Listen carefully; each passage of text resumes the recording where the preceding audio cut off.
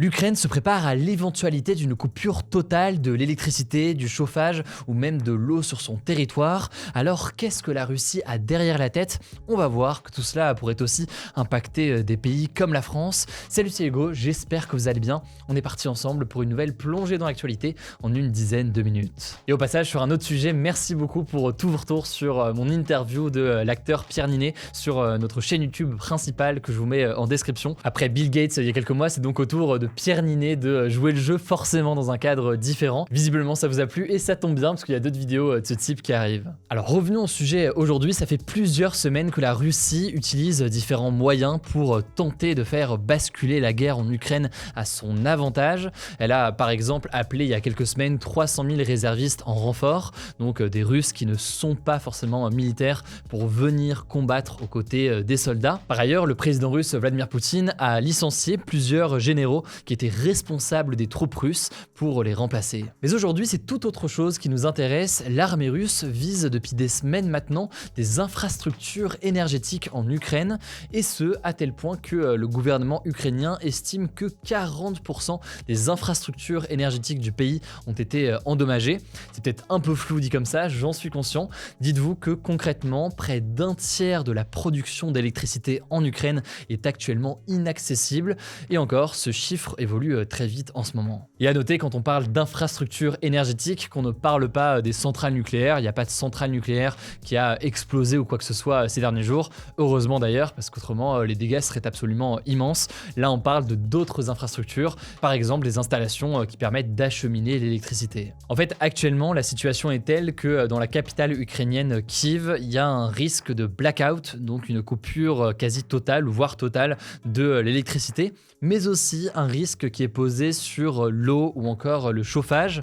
Conséquence, les autorités locales ont par exemple conseillé aux habitants de trouver un logement de secours hors de la ville et hors de Kiev, donc ça peut être chez des proches par exemple, et 1000 abris chauffés ont été construits pour permettre à la population de s'y rendre et de s'y réfugier en cas de blackout. Cela dit, et c'est assez important de le préciser, le maire de Kiev a tout de même précisé qu'il n'y avait aucune raison de paniquer selon lui à ce stade, et que le fait de demander aux gens de trouver un logement de secours n'était pas quelque chose de nouveau en soi, parce que ça fait quelques mois que c'est quelque chose qui est demandé. Mais forcément, les coupures de courant à répétition, notamment à Kiev ces derniers jours, font craindre des manques d'électricité ou d'énergie plus largement sur le plus long terme. Alors Kiev est très loin d'être la seule ville qui est impactée par des coupures importantes. On peut citer notamment la ville de Kherson, une ville située dans le sud de l'Ukraine qui est actuellement occupée par l'armée russe. Ces derniers jours, des frappes ont frappé des installations autour de la ville et l'Ukraine et la Russie sont accusées mutuellement. Par ailleurs, le barrage de Kakhovka, qui est dans la même région, a également été endommagé avec des accusations mutuelles entre Russes et Ukrainiens.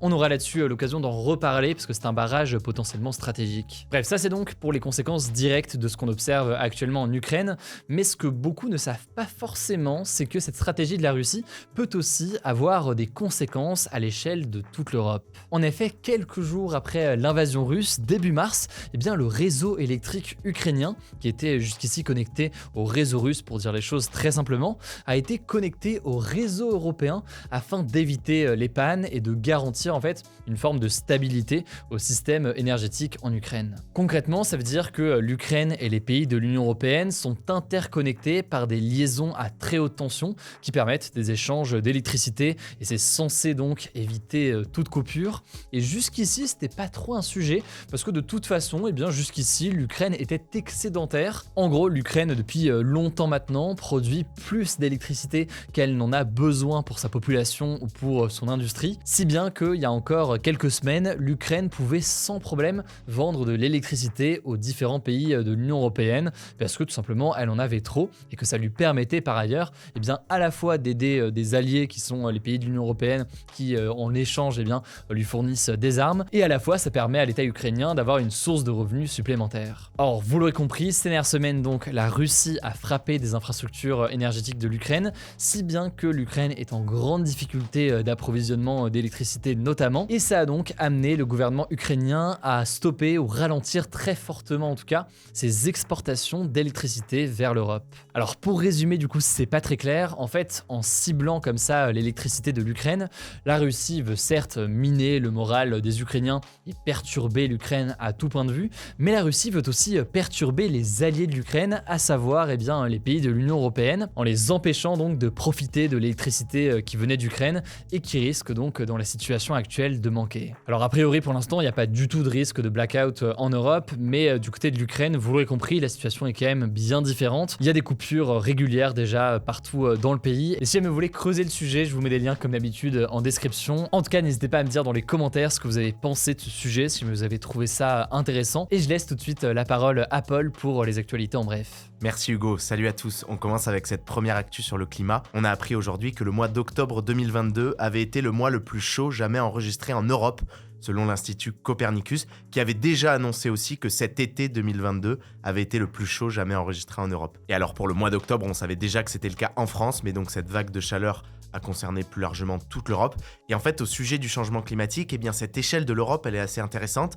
La semaine dernière, justement, un rapport de l'ONU a indiqué que le continent européen était celui qui se réchauffait le plus vite, avec une hausse des températures qui est plus de 2 fois supérieure à la moyenne mondiale sur ces 30 dernières années. On continue avec une deuxième actu qui concerne toujours le changement climatique. Hier, plusieurs chefs d'État, dont Emmanuel Macron, ont pris la parole lors de l'ouverture de la COP27 en Égypte, un sommet international pour le climat. Et il y a un point central qui a été soulevé lors de leur discours et qui va être un enjeu de cette COP qu'on voulait évoquer aujourd'hui, c'est la question de la solidarité financière des pays entre guillemets riches envers les pays entre guillemets pauvres, parce qu'en effet, les pays les plus riches sont historiquement ceux qui ont le plus pollué. Le truc, c'est qu'aujourd'hui, les pays en développement subissent aussi durement les conséquences du changement climatique, voire parfois même plus durement, comme dans le cas du Pakistan. Et en fait, en 2009, les pays riches s'étaient engagés à mobiliser 100 milliards de dollars chaque année pour aider les pays les plus pauvres à lutter contre le changement climatique, lutter mais aussi s'adapter aux conséquences qu'il va avoir. Sauf qu'aujourd'hui, 13 ans plus tard, on n'y est toujours pas à ces 100 milliards de dollars par an,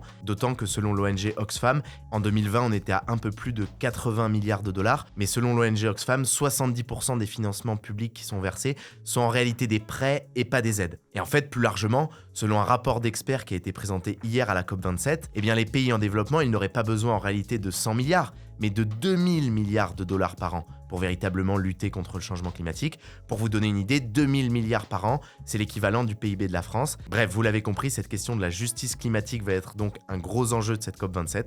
On verra ce qui est décidé. Troisième actu, c'est une nouvelle affaire de violence sexuelle au sein de l'Église catholique. 11 évêques ou anciens évêques ont été mis en cause devant la justice française ou devant la justice de l'Église pour des signalements. C'est ce qui a été annoncé ce lundi par Éric de Moulin-Beaufort, le président de la Conférence des évêques de France. Concrètement, ça signifie que ces évêques sont soupçonnés d'avoir participé à des crimes ou des délits, mais qu'ils ne sont pas encore mis en examen, donc il n'y a pas encore de procès pour l'instant. Parmi eux, il y a notamment le cardinal Ricard, ancien archevêque de Bordeaux, qui a reconnu avoir eu une conduite, je cite, répréhensible, donc qui peut être puni par la loi, sur une mineure de 14 ans, il y a 35 ans, à Marseille. Et cette révélation est marquante, car il avait lui-même critiqué les agissements de certains membres de l'Église en 2016. De son côté, la Conférence des évêques de France a indiqué qu'elle travaille sur des propositions pour améliorer la communication et la transparence sur les mesures qui sont prises à l'encontre des évêques mis en cause. Quatrième actu, direction les États-Unis. On vous parlait hier de l'ancien président américain Donald Trump. Il a promis cette nuit de faire une très grande annonce dans une semaine,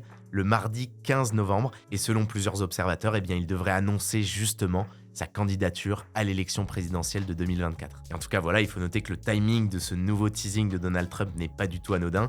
Vous l'avez noté, il intervient le jour des élections de mi-mandat qui se tiennent ce mardi. Dans ces élections, les Américains votent notamment pour renouveler totalement la Chambre des représentants, qui est l'équivalent de l'Assemblée nationale, et aussi un tiers du Sénat. Cinquième actu, ça se passe en Inde cette fois-ci, et c'est un chiffre qu'a révélé l'ONU ce lundi. Ce chiffre, il indique que 415 millions d'Indiens sont sortis de la pauvreté depuis 2005.